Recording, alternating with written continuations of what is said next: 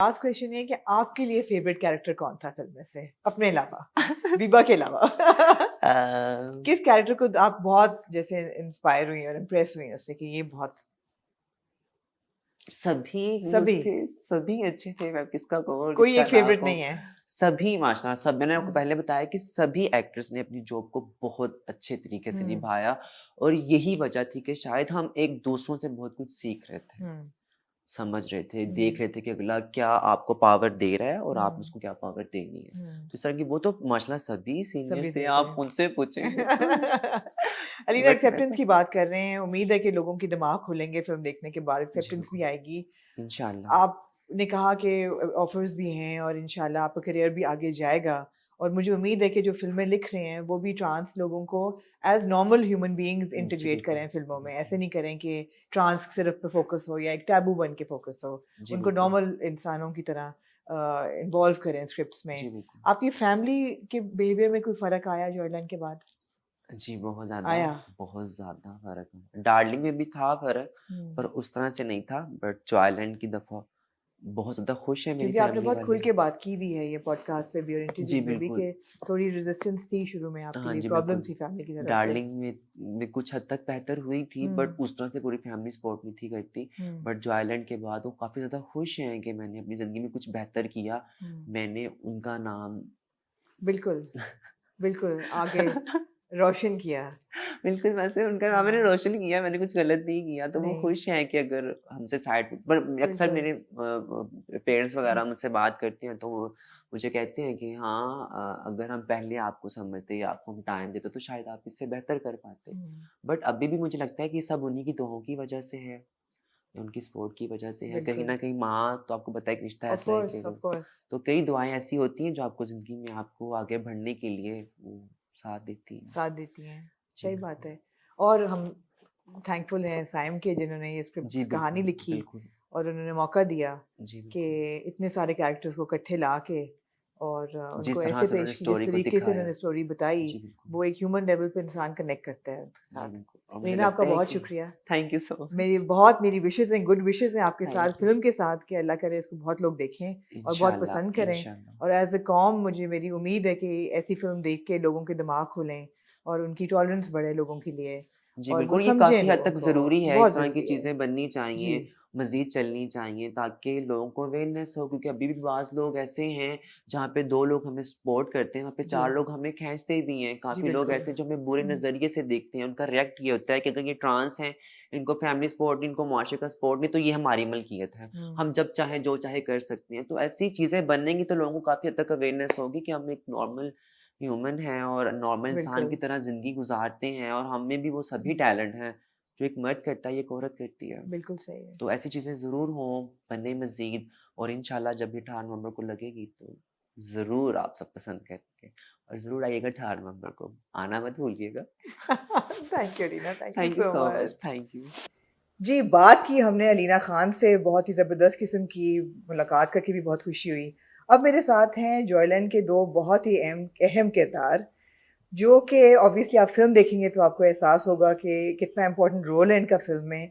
But as actors मुझे लगता है कि इनका इंडस्ट्री में बहुत इम्पोर्टेंट रोल बनने वाला है। हमारे साथ हैं रास्ती फ़ारूक और Ali Junejo, both pivotal characters in the film.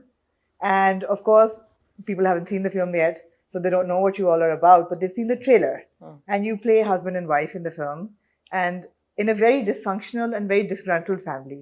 Functional and disgruntled. Disgruntled, हाँ है ना, disgruntled, हाँ. dysfunctional family. Yeah. तो ज्यादातर फैमिलीज यही होती है, मुझे लगता है both these एग्जैक्टली words हैं. एग्जैक्टली यही बात है। हमें लगता है जैसे कि ये कोई बहुत एक्सेप्शनल स्टोरी है एक्सेप्शनल इंडिविजुअल्स की, लेकिन असल में ये हर इंसान की कहानी है, जो कि Yeah. मुझे सबसे बड़ी खूबसूरती जॉयलैंड की ये लगी।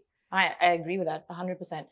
I think हम सबका reaction यही था जब हमने स्क्रिप्ट पढ़ी थी, was कि of course बहुत खूबसूरत है, बहुत moving है, पर in a really lovely way in that कि जितने भी characters हैं, जिस तरह से वो बात करते हैं, जिस तरह से आप उनके घर में जब उनके साथ होते हो, जिस तरह से वो खाना खाते हैं, एक दूसरे से लड़ते हैं, एक दूसरे से उनकी दोस्ती जिस तरह की है या प्यार है आपस में, it's every day. It's हमारे इर्द गिर्द जिस तरह से लोग होते हैं, बिहेव करते हैं आपस में, भाई हों बेशक आपस में, मियाँ बीवी हों, बाप और बेटी का ताल्लुक हो, So it's very real, but obviously written in a very beautiful way, or it's been shot in a very beautiful way. So, but I think उसका वो जो essence था, where it's such a real story, that's where it comes from. कि वो हमारे इर्द गिर्द की कहानियाँ हैं जो किसी ने खूबसूरत से तरीके से एक फिल्म के अंदर लिख दी हैं. Right.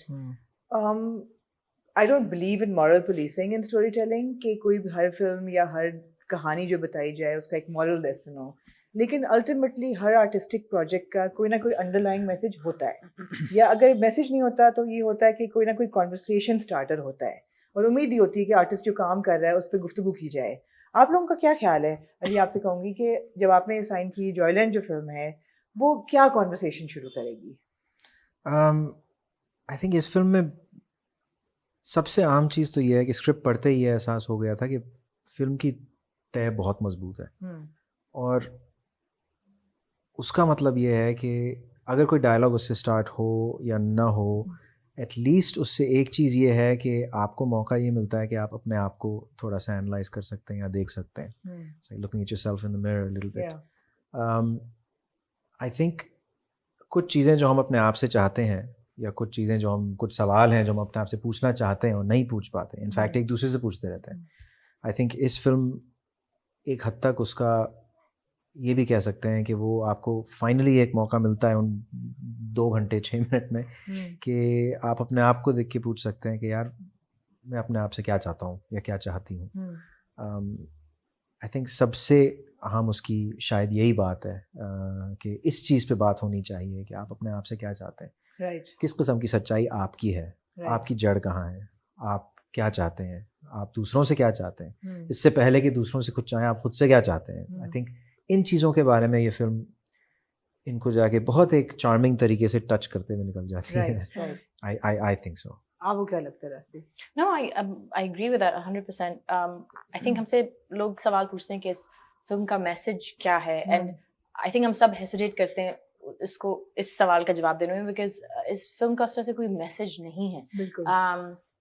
Like you said, it's a snapshot. हमारी societies जिस तरह से हैं, हमारे ताल्लुकात एक दूसरे के साथ जिस तरह से हैं, and so the film just allows you a moment to think about that. कि अगर आप एक बाप हैं, आपके घर में 2 बेटे हैं, आपका रवैया उनसे क्या है और क्यों है, मतलब why आपने अगर उन पे कुछ चीज़ें इम्पोज की हुई हैं, कुछ एक्सपेक्टेशंस अपने घर के इर्द गिर्द बिल्ड की हुई हैं कि इस घर की औरतें ऐसी होंगी या बेटे ऐसे होंगे, काम ऐसे करेंगे नहीं करेंगे, तो उसके पीछे आपकी सोच क्या है और क्यों है? ये क्या आपके दिल से आवाज़ आ रही है, या आपको लग रहा है कि बस हर कोई ऐसा है तो बस ऐसे ही होना चाहिए?